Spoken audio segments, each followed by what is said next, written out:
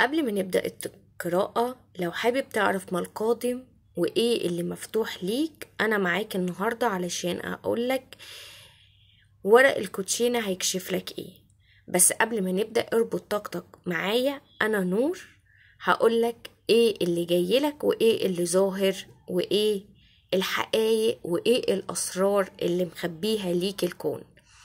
لو حسيت ان الطاقة دي ليك كمل الفيديو للآخر، ولو حاسس ان هيتقال حاجة مهمة اعمل متابعة علشان تاخد سؤالك صح وتاخد الطاقة بتاعتك صح.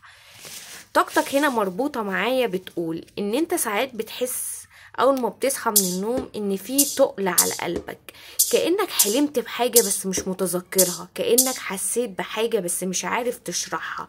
طاقة الاشخاص اللي قدامي دلوقتي بتقول ان هم عندهم خوف من المستقبل، كأنهم بيشوفوا المستقبل بس مش محددين ايه اللي بيحصل.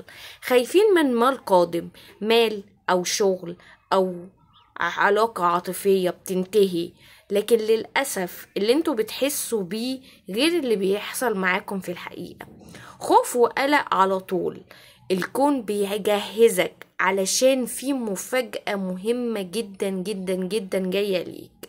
للبعض منكم في بشرة خير جاية رغم القلق والخوف اللي انتوا حاسين بيهم، لكن على السنة الجديدة او على بداية السنة الجديدة البعض منكم شايفة ان في ترقيات رغم ان انتوا خايفين او بتحطوا رجليكم في الموضوع وكأنكم حاسين ان انتوا هتطلعوا منه بسرعة. وللبعض منكم كمان عندكم بشرة للجواز وللارتباط. وايوه، الشريك ما عندهوش طرف تالت، الشريك بس حاسس بملل او بخوف هو كمان من العلاقة الفترة دي، عشان كده بينسحب لفترات وبيرجع تاني. الطاقة النهاردة بتأكد معايا ان الطاقة فيها عوامل مؤثرة للخارج، يعني فيها تفكير او احلام بتحصل، لكن مش دي اللي بتمشي معاكم دايما. طاقة الكوتشينة النهاردة بتقول ليكم ان البعض منكم خايف وقلقان، لكن الامور هتبقى ماشية معاه كويس جدا. هو محتاج بس يدي رسالة للكون. رسالتك للكون النهاردة ان انت هتقول انا مستعد لطاقة جديدة، انا مستعد افتح للكون طاقة جديدة، انا مستعد اقبل كل ما هو جديد في حياتي علشان تقدر اللي انت تدخل السنة الجديدة ببشرة خير.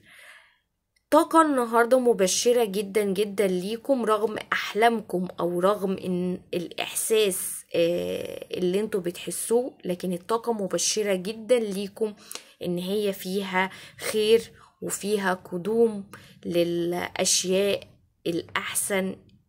نستقبل بكود روحاني مفعل النهاردة ليكم 2654 كود روحاني مفعل ليكم لاستقبال الخير اللي هيجي ليكم ولاستقبال فتح الطاقات. ايا كان الامنية اللي انت بتفكر فيها او اللي انت بتفكري فيها تخشي بيها على السنة الجديدة لازم تكتبي الكود 2654 استقبل كل الخير.